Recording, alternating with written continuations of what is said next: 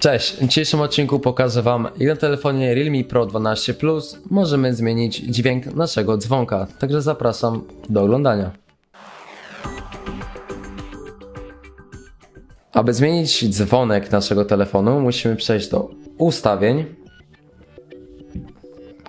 następnie przejść do opcji dźwięki i wibracje, czyli to jest druga kategoria, przedostatnia opcja, klikamy ją. Następnie schodzimy niżej na dźwięk dzwonków i alertów, dajemy ton dzwonka, wchodzimy w klasyczne motywy globalne.